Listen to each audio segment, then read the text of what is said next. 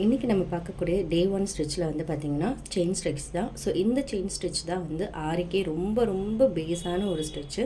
So இதை நம்ம எவ்வளோ தூரத்துக்கு லேர்ன் பண்ணிக்கிறோமோ இதை யூஸ் பண்ணி தான் நம்ம அடுத்தடுத்த ஸ்டிச்சஸை கொஞ்சம் கொஞ்சம் அப்படி மாற்றி பண்ண போகிறோம்.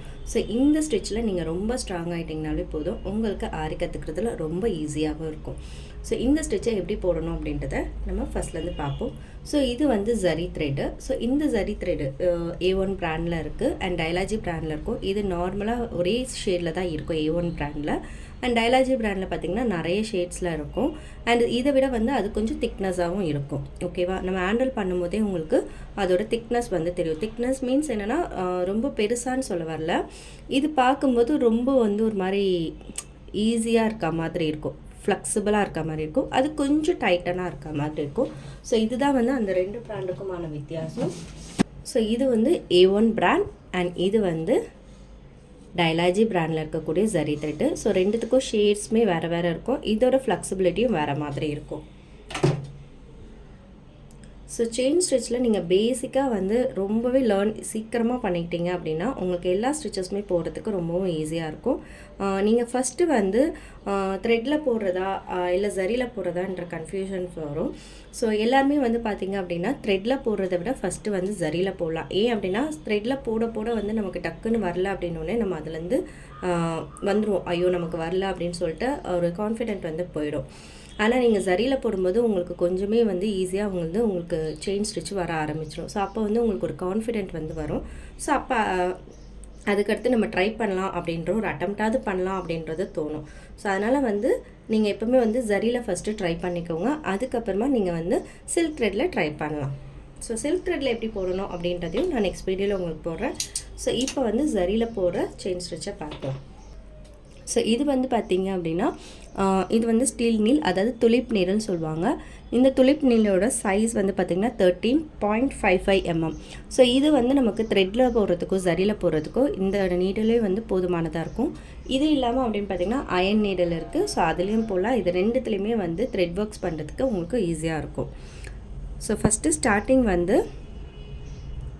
நம்ம த்ரெட்டை வந்து இப்படி தான் வச்சுப்போம்.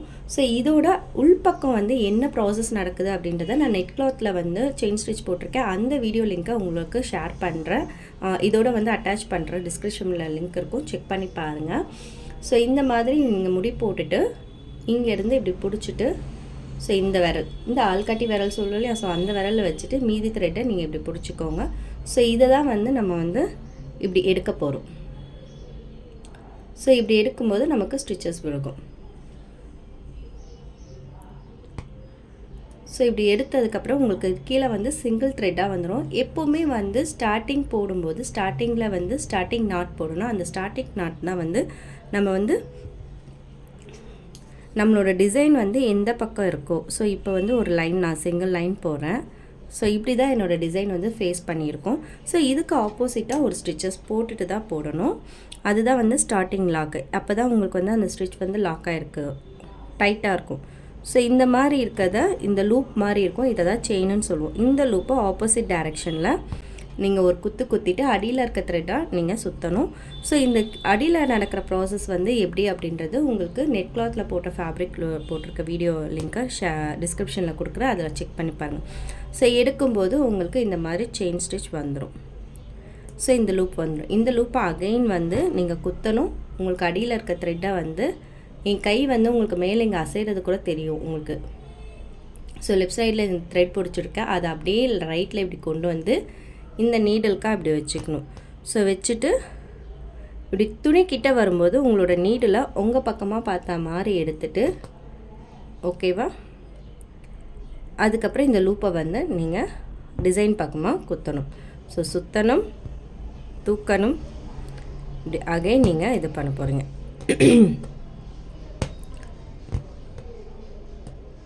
ஸோ இங்கே வந்து இந்த லூப்பை இப்படி குத்துறோமா, ஸோ த்ரெட்டை இப்படி சுற்றுறோமா, இப்படி தூக்கும்போது இந்த துணிக்கும் இந்த நீடலும் இப்படி மாட்டிகிட்ருக்கும். அந்த சமயத்தில் நீடில் உங்களோட ஆப்போசிட் டைரெக்ஷனில் திருப்பிக்கோங்க, அதாவது டிசைனுக்கு ஆப்போசிட் டைரெக்ஷனில் திருப்பிட்டு அகெயின் திருப்பும் போது இந்த லூப் நல்லா மாட்டிக்கும் நமக்கு.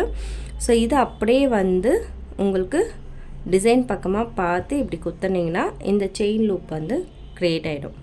ஸோ இதை தான் நான் வந்து நம்ம ஃபுல் ப்ராசஸ்மே பண்ண போகிறோம்.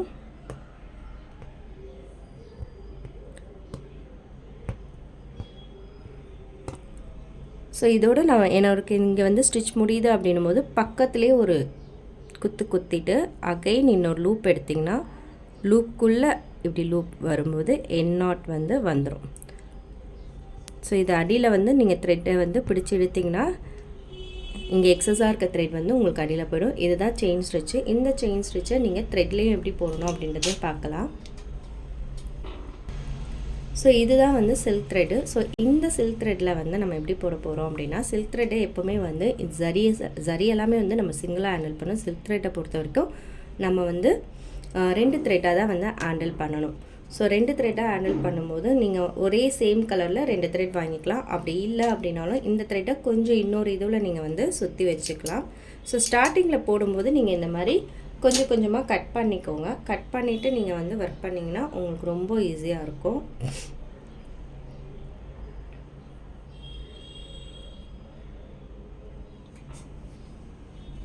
ஸோ இந்த 2 த்ரெட்டையும் வந்து நம்ம என்ன பண்ணிக்க போகிறோன்னா கீழே வந்து சேர்த்து வந்து ஒரு முடிச்சு போட்டுக்க போகிறோம். ஸோ 2 முடிச்சு போட்டாச்சு. ஸோ முடிச்சு போட்டோடனே த்ரெட் வந்து இப்படி இருக்கும். ஸோ இதில் நமக்கு வரக்கூடிய ஒரு டிஸ்அட்வான்டேஜ் என்ன வரும் அப்படின்னா, நம்ம எடுக்கும்போது த்ரெட்டு கட் ஆகும், இந்த நூல் வந்து இப்படி பிரியும். ஸோ இந்த மாதிரி பிரியாமல் நமக்கு மேலே எடுக்கும்போது சிங்கிள் த்ரெட்டாக வரும், டபுள் த்ரெட்டாக வராமல். அப்போ அதுக்கு நம்ம என்ன பண்ணணும்னா இந்த த்ரெட்டை இப்படி லைட்டாக இப்படி சுற்றிக்கணும். ஸோ இப்படி ட்விஸ்ட் பண்ணி விட்டுக்கிட்டிங்கன்னா இது ஒன்றுக்குள்ளே ஒன்றா இந்த த்ரெட் வந்து இருந்துடும். ஓகேவா? ஸோ அந்த மாதிரி ட்விஸ்ட் பண்ணிவிட்டு நீங்கள் வந்து ஒர்க் பண்ணுங்கள். ஸோ அடியில் இருக்க த்ரெட்டை வந்து நீங்கள் நல்லா இப்படி 2 த்ரெட்டையும் ஒன்றா ட்விஸ்ட் பண்ணிக்கிட்டிங்கன்னா உங்களுக்கு த்ரெட் வந்து அவ்வளோவா பிரியாது.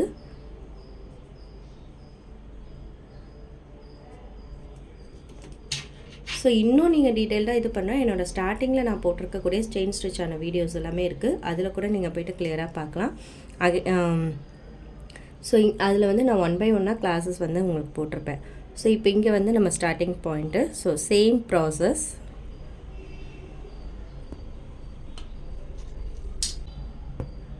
ஸோ எப்போவுமே நான் வந்து போடுறது எப்படின்னா ஆப்போசிட்டில் ஒரு லாக் போட்டுட்டு தான் போடுவேன். ஒரு சிலர் அப்படியேவும் போடுவாங்க. ஸோ ஆனால் இது இந்த மாதிரி போட்டிங்கன்னா உங்களுக்கு வந்து நல்ல க்ரிப் கிடைக்கும். ஸோ இங்கே வந்து இப்படி குத்தணும், சுற்றணும், இந்த மாதிரி த்ரெட் வந்துடும். ஸோ த்ரெட் வந்த பிறகு உங்களுக்கு அடியில் இருக்க த்ரெட்டை நல்லா இப்படி ட்விஸ்ட் பண்ணிக்கோங்க. அப்போ தான் மேலே இருக்கும்போது உங்களுக்கு ஈஸியாக இருக்கும். ஸ்டார்டிங்கில் பெரிய பெரிய செயினாக போட்டாலும் பிரச்சனையே கிடையாது. ஸோ இங்கே வந்து ஸோ இப்படி குத்துறோம்.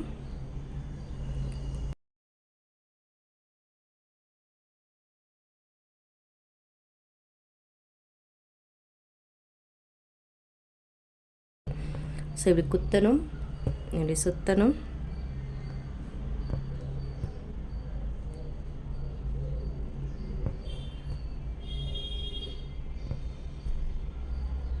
ஸோ நம்ம இதுதான் வந்து பேசிக்கே. ஸோ நீங்கள் இந்த பேஸ் ஸ்டிச்சில் வந்து நீங்கள் ஸ்ட்ராங் ஆகிட்டிங்கனாலே உங்களுக்கு ஆரி கற்றுக்கிட்ட மாதிரி தான்.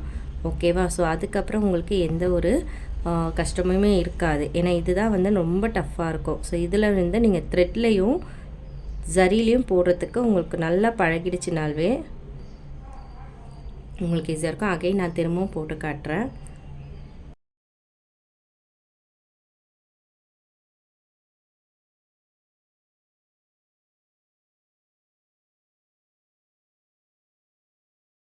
ஸோ இந்த மாதிரி தான் வந்து நம்ம செயின் ஸ்டிச் வந்து போடுவோம். ஸோ இது வந்து இந்த டைரெக்ஷனில் போட்டிருக்குது. ஸோ இங்கே வந்து நாட் போட்டாச்சு. ஓகேவா? ஸோ இப்போ வந்து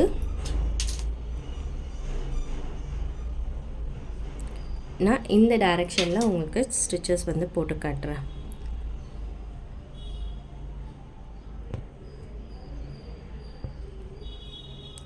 ஸோ சேம் ப்ராசஸ் தான். ஸோ நீங்கள் என்ன பண்ணால் உங்களோட த்ரெட்டை தான் வந்து நீங்கள் இப்போ இதில் வந்து உங்களுக்கு பின்பக்கமாக இருக்கும் த்ரெட்டு. ஸோ இந்த பக்கம் போடும்போது இப்படி இப்போ ஒரு பின்பக்கமாக இருக்கும். ஸோ அதை கொண்டு வந்து நீங்கள் நீடில் இப்படி சுற்றணும். ஸோ இப்படி சுற்றிட்டு இப்படி தூக்கும்போது ஆப்போசிட் டைரெக்ஷனில்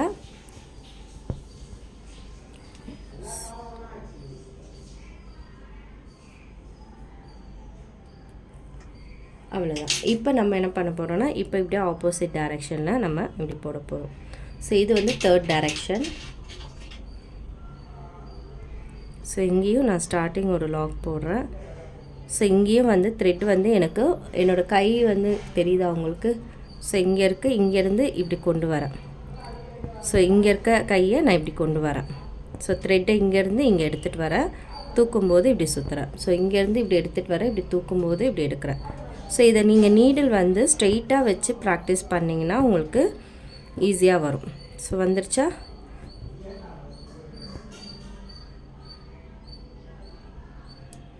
ஸோ இப்போ ஃபோர்த்து டைரெக்ஷன்.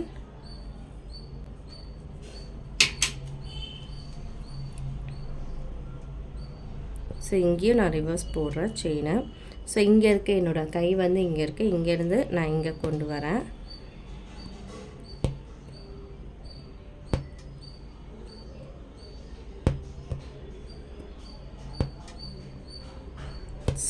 அவ்வளோதான். ஸோ இதுதான் இந்த நீங்கள் 4 டைரெக்ஷன்ஸில் அதே மாதிரி போட்டு ப்ராக்டிஸ் பண்ணிக்கிட்டிங்கனாலே உங்களுக்கு எல்லா சைட்ஸுமே டிசைன் போடுறதுக்கும் உங்களுக்கு ஈஸியாக இருக்கும். ஸோ அடுத்தடுத்து வந்து எப்படியெல்லாம் டிசைன் ஸ்டார்ட் பண்ணணும், டிசைன் ஸ்டார்ட் பண்ணும்போது என்ன டிப்ஸ் எல்லாம் எடுத்துக்கணும் அப்படின்றதெல்லாம் நான் நெக்ஸ்ட் வீடியோவில் ஷேர் பண்ணுறேன். தேங்க்யூ ஃபார் வாட்சிங். என்னோட இந்த வீடியோ உங்களுக்கு பிடிச்சிருந்தா கண்டிப்பாக லைக் பண்ணி ஷேர் பண்ணுங்கள்.